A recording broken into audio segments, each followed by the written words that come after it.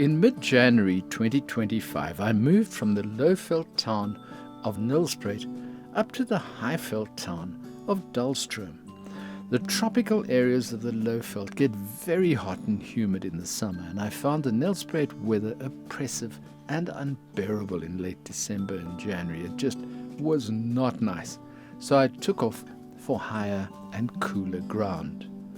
Dullstroom is a pleasant little town with no traffic lights, which is in much better condition than most of the small towns in South Africa.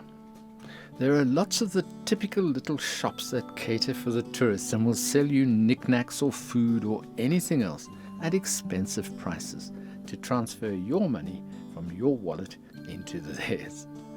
But many of them are lovely, very pretty little shops, and somehow it's better to get ripped off in a pretty little shop than in an ugly one.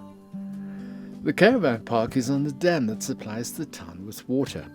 It's a very pleasant scene, with a hill providing a backdrop to the water of the dam, and there's a lot to do if you like hiking and bird watching and fishing and playing on the water. Every Saturday morning there's a park run twice around the dam for a bit of exercise. I joined them occasionally, just going around the dam once and then going off to get some coffee and to chat to the people. One thing I was surprised about is how unkeen the other walkers were to chat. They all just did the walk in silence and didn't seem to have any interest in a good chat. Whenever I've walked elsewhere, there were always a few characters who waffled away and made the whole experience more fun. I'm a very quiet person and generally love to just sit or walk and listen to other, more entertaining people, keeping everyone around them amused. I've met many of those people through various parts of my life. I love their company and I miss them now for their entertainment value and their ability to bring people together. But here I was disappointed. Maybe I just hit a bad time, but here you walk in silence and then you get into your car and you go home. Not everyone, but most of the people.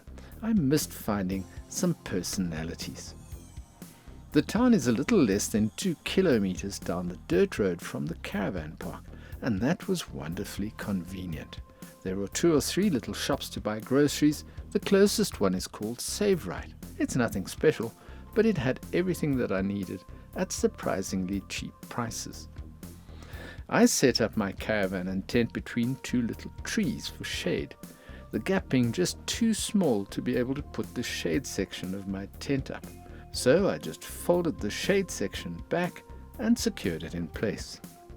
There are electrical boxes supplying power on 10 amp trip switches, which allow you to have one appliance on at a time. If I put on the kettle and the microwave at the same time, the power would trip and I'd have to splash through the slush outside and go and switch it on again, which caused some very irritable, bad language to come out of me, especially at night. The bad language came out totally involuntarily, which often surprised me. Alzheimer's? Never, not me. And there was a lot of slush. The weather was awful, raining and cold every day for most of my 2.5 months stay. The water from the taps is drinkable and tastes quite nice. The dam is stocked with fish, trout being the main sport in this area. There's a very expensive charge of 150 Rand a day to fish in the dam, and some of the guides that are in the area charge up to 1,900 Rand a day to take people fishing. That's just too expensive. Don't forget that we've just been through that horribly stupid COVID lockdown. People lost their jobs and their incomes, and these are the people that camp. They can't afford caravan park prices anymore. They never catch anything. You just cast and you catch nothing. So I didn't bother to waste money here. I did see someone catch a fish once in the 2.5 months that I was there. Most of the time, no one caught anything, although there was a general agreement that they'd all had fun, and everyone said that. They loved experiencing the place and going through the fishing motions.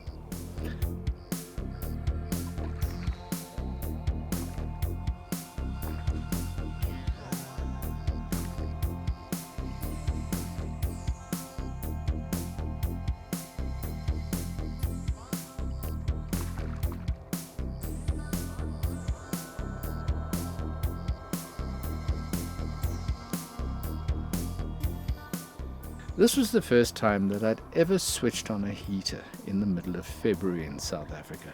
I'm used to hot, sunny Februaries here, and the shock of rain and cold in mid-February was quite startling. The ablution facilities in the caravan park are quite old, but they're okay as caravan parks in South Africa go, I suppose. They were not cleaned very often, and there were lots of complaints about their cleanliness from the few campers that stopped by. Toilet paper is supplied, but it's the thinnest, very cheapest type that seems to be supplied in all the cheaper caravan parks. I keep a stock of quality 2-ply toilet paper in the caravan, the very best stuff. That very thin stuff is not a dignified thing to use. The price here for me as a monthly pensioner was 2,500 Rand a month, including electricity and water. That is very cheap, and one can't realistically expect to find new, spotlessly clean facilities with quality toilet paper waiting in the loo at that price. If anyone is planning to do what I'm doing, I'd highly recommend that you put a shower and a hot water heater in your caravan so that you don't have to use the showers and toilets that you'll find in most South African caravan parks. Most of them are not very nice. The town of Dullstroom is very high in altitude, and there are a lot of international athletes that come here for a month or two in the off-season to do some high altitude training before the start of the Diamond League and other athletic seasons. You see them running and exercising all over the town, which is fun and gives the place a special feel. I used to try to spot the famous ones, but I know nothing about the famous athletes. Even though I love watching the Diamond League meetings, I wouldn't recognize Jackie Joyner Kersey if she walked past me. Maybe she did. That's the only athlete's name that I know, by the way. But I do like watching athletics on television, and especially the Diamond League meetings. They really are fantastic. In the caravan park, there are lots of horses, and horse rides are given through the lovely surrounding areas. One of the really irritating things that happened here regularly were the 2 park Alsatians coming around and barking like absolute maniacs at night at the horses. 2 o'clock in the morning, I'd be awakened by 2 rabid idiot dogs barking right outside my caravan. They'd spur each other on to greater barking efforts, and they'd carry on for 20 or 30 minutes.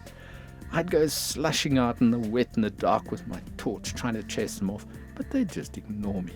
That's very undignified for a 70-year-old man like me, and was generally followed by some more very foul language being shouted at the dogs in the caravan park. After a while they'd go away, but no sooner had I fallen asleep again than the rabid barking would start up again. The guy who owns the concession here made some vague efforts to stop this barking of the dogs happening late, in the early hours of the morning after I'd complained bitterly to him.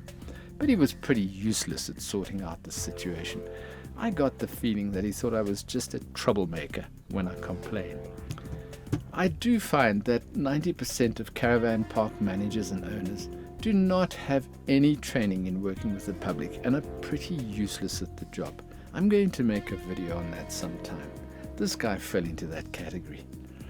Dullstroom is a lovely little town. I could have spent a lot longer here, but after 2.5 months I was ready to move on. The cold of the winter was fast approaching, and everyone told me that it gets absolutely freezing cold here in winter. So I took off, heading for a warmer area.